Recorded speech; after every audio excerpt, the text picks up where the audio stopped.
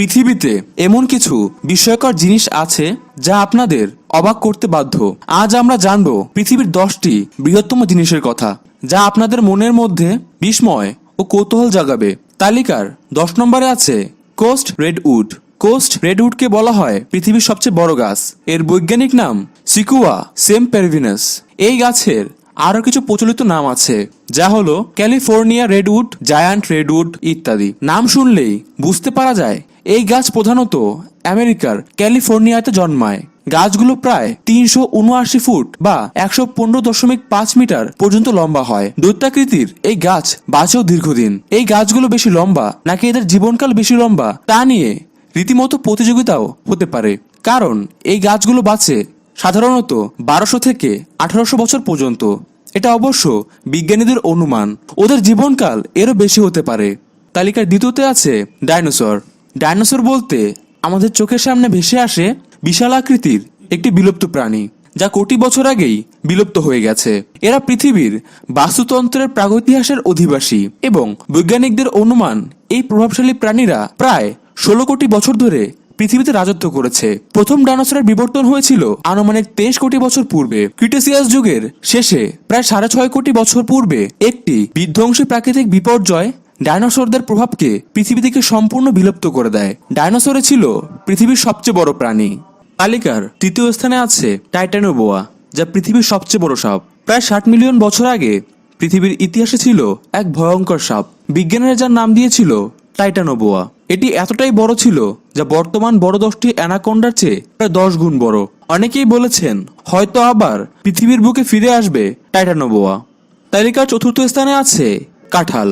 আমরা যারা বাংলাদেশি তারা প্রায় সকলেই জানি কাঁঠাল পৃথিবীর সবচেয়ে বড় ফল।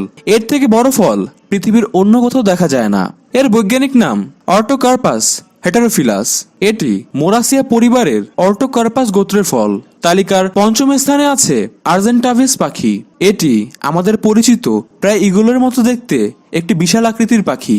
এর ইংরেজি নাম আর্জেন্টাভিস ম্যাগনিফিসেন্স, যার অর্থ অসাধারণ আর্জেন্টীয় পাখি।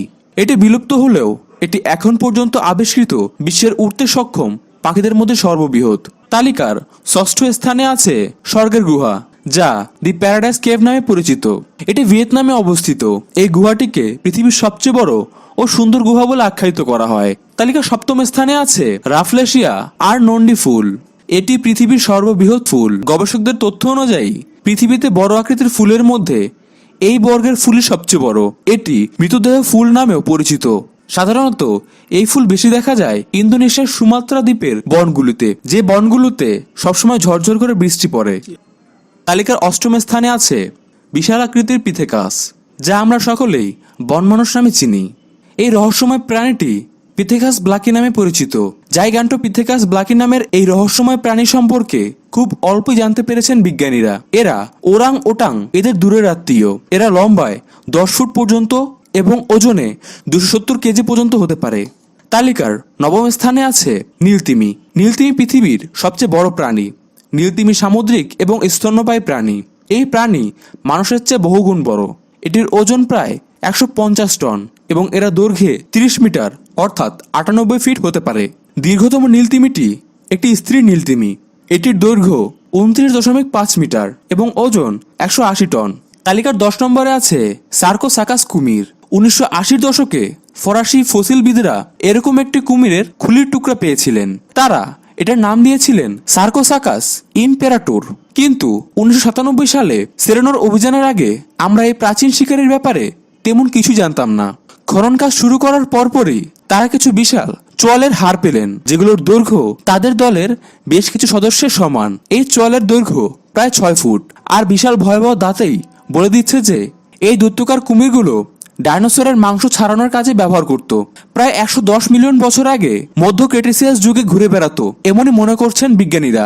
মাথার খুলির টুকরোগুলো থেকে অনুমান করা যায় যে এরা লম্বায় প্রায় 40 ফুট পর্যন্ত বৃদ্ধি পেত আর ওজনে হতো প্রায় 8 টনের মতো।